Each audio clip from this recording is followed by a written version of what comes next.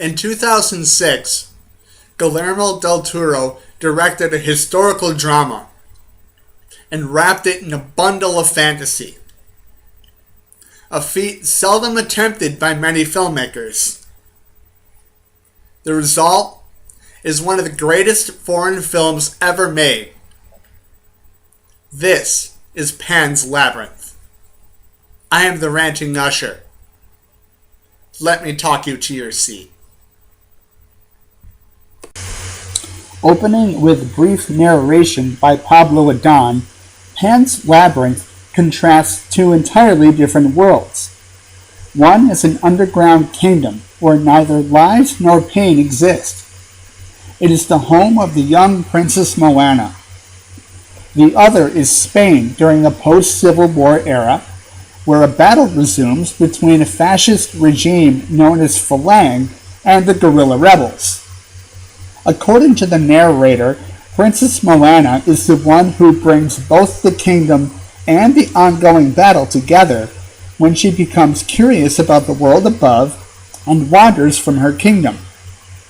Clearly, a peaceful kingdom can get dull once in a while.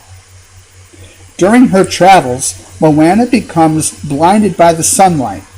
Somehow, this causes her to suffer amnesia. I realized narration in the beginning was meant to be brief, but a few more details here would have been helpful. Moana inevitably succumbs to the human realm above. The king hopes that she will one day return to her kingdom in another place and another time. Now Ophelia, a 10-year-old girl with an affinity for books and fairies, Ivana Bacuro, she relies on fantasy to help her cope with her father's cruelty and complications in her mother's pregnancy. She talks to her brother in the womb. Ophelia is a sympathetic and endearing character. Ophelia accompanies her mother, Carmen, Ariadna Gil, to the rural village of Navarra, Spain in the year 1944, so that Carmen can live with her new husband, Captain Vidal, an army officer stationed with his men at an old mill. This leads me to my only real criticism. Captain Vidal, the major antagonist of Pan's Labyrinth, played by Sergio Lopez, is archetypical in every way. His blatant disregard for human compassion is all too apparent when he ignores Ophelia in favor of an unborn child and demonstrates his sadistic nature by relying on torture devices as a useful means of interrogation. All these are character development tools we've seen several times before with several different villains. Really, Del Toro? With all the creativity you poured into this movie, couldn't you have made the antagonist a little more unique? Del Toro later introduces the fantasy element into Pan's Labyrinth when a large insect transforms into a fairy shown in one of Ophelia's books. The sequence, however short it may be, is subtly brilliant. I want to say that the cinematography is spellbinding. The scenery is painted with vibrant colors and imbued with mysterious and alluring shadows. You can't help but get lost in Ophelia's fantasy world. Once inside the labyrinth, Ophelia encounters a faun, played by the narrator himself, Pablo Adán. Amazing effort, dedication, and imaginative detail went into crafting the creature's appearance. The wisdom and witty charm Adán brings to the role establishes the faun as a fascinating character. The faun divulges to Ophelia that she is Princess Moana from the underground kingdom, and that he was sent by the king to bring her home. She must complete 3 tasks to prove she is still worthy of being a princess, as well as save her underground realm from being vanquished by the full moon. Her first task is to retrieve a key from the belly of a giant toad living beneath a fig tree in the forest.